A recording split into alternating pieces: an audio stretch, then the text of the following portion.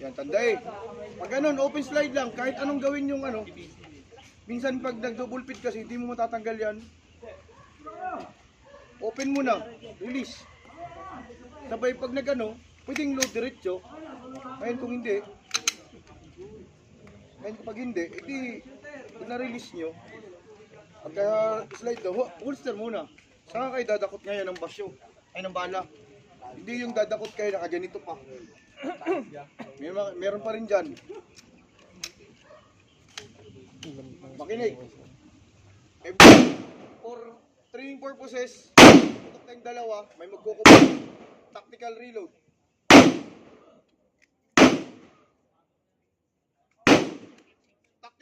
Tactical reload. Bunot mo na. Kaya ang orientation palagi ng magazine, bala nandito.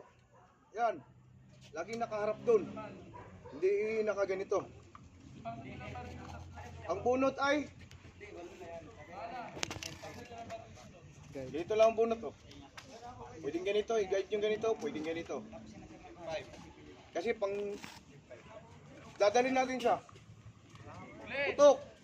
Tactical reload, dalhin nyo yung baril sa harap. Yung nakikita nyo. Pwedeng ito ang guide, pwedeng yung ganun lang. Bunot. Orientation ng ano ha. Pagkabunot, salo, release. Nakatingin kayo dun ha. Kaya dinadala natin dito, hindi dito. Kasi mawawala na ang attention nyo sa harap eh.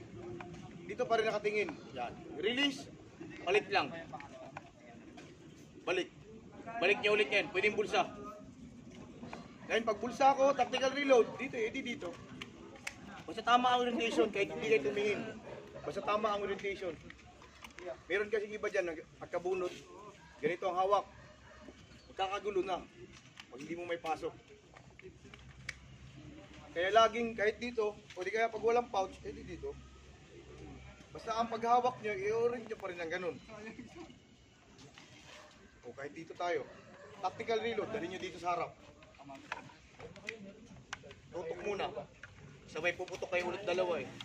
Ang mangyayari sa sequence natin, putok dalawa, tactical reload. Sabay puputok ulit dalawa. Tapos for training purposes, moving tayo, one step to the right. Mas maganda kasi pag nagre-reload tayo ng gumagalaw, para pag binabaril tayo pabalik, less ang chances na tatamaan tayo. Kaysa sa naka-static lang tayo, nagre-reload ng ganito. Buti kung naka-cover ka. Pero kung hindi, edi tactical reload, one step lang.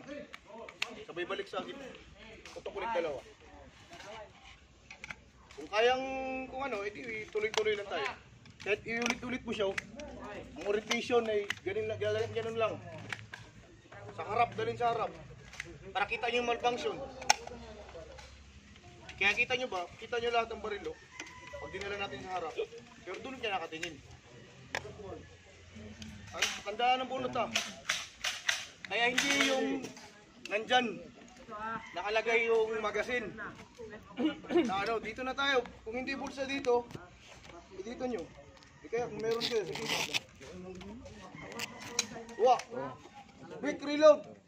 Ito tayo, magpuputay ka ng magazine.